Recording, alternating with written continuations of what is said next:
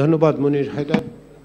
যেহেতু ইতিমধ্যে দেরিতে শুরু হচ্ছে, আমি খুব দীর্ঘ বক্তব্য দেব না। দেরিতে শুরু হবার একটা অন্যতম কারণ হচ্ছে যে সকাল থেকে এনসিসি বৈঠকে মিলিত হয়েছে, যে বিভিন্ন যে সমস্ত প্রস্তাব এসছে, বিশেষ করে গতকাল থেকে সন্ধ্যা থেকে এখন পর্যন্ত, গতকাল বিকেলের প্রায় শেষের দিকে তত্ত্বাবধায়ক সরকার ব্যবস্থার আলোচনার পুনর্বার শুরু হওয়ার পর রাজনৈতিক দলগুলোর কয়েকটি রাজনৈতিক দলের পক্ষ থেকে প্রস্তাব দেওয়া হয়েছে। সেগুলো সমন্বিত করেই আমরা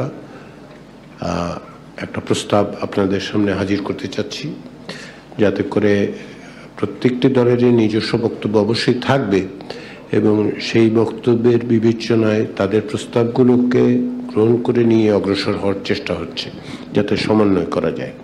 সেজন্য খানিকটা দেরি হয়েছে, কিন্তু আমরা আশা করছি যে তাতে করে হয়তো পরে আলোচনাটা সহজতর হবে। সময়ের বিবেচনা আপনারা সকলেই জানেন। আমাদের সামনে আজকে, আগামীকাল এবং পরশুদিন, অর্থাৎ 29, 30, 31 জুলাই, এই 3 দিন, 31শে জুলাইয়ের মধ্যে আমরা যেভাবেই হোক আমাদের সনদের একটা চূড়ান্ত রূপ, অন্তত পক্ষে যে সমস্ত বিষয়ে ঐকমত্য প্রতিষ্ঠা হয়েছে সেগুলো সুস্পষ্ট করা করতে হবে এবং সনদে অন্তর্ভুক্ত করতে হবে।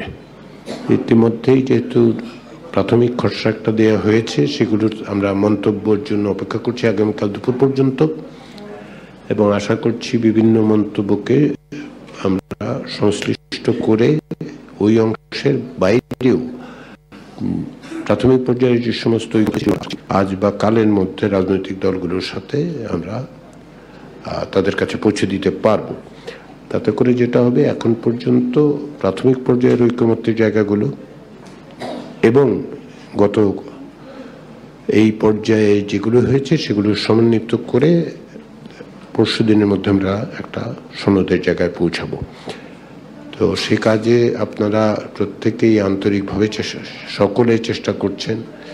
সবচেয়ে বড় জিনিস, আপনারা কমিশনের প্রতি রাজনৈতিক নেতৃবৃন্দ যে সহনশীলতা প্রদর্শন করছেন। সময় দিয়ে আমরা দেরিতে শুরু করছি, কিন্তু কাজের মধ্যে আছি, সেজন্য আবার আন্তরিক ধন্যবাদ সবাইকে। আমি এই বলে আমার বক্তব্য শেষ করছি। ধন্যবাদ মাননীয় সহসভাপতি। গণমাধ্যমের বন্ধুরা, এখন 11টা 34 বাজে।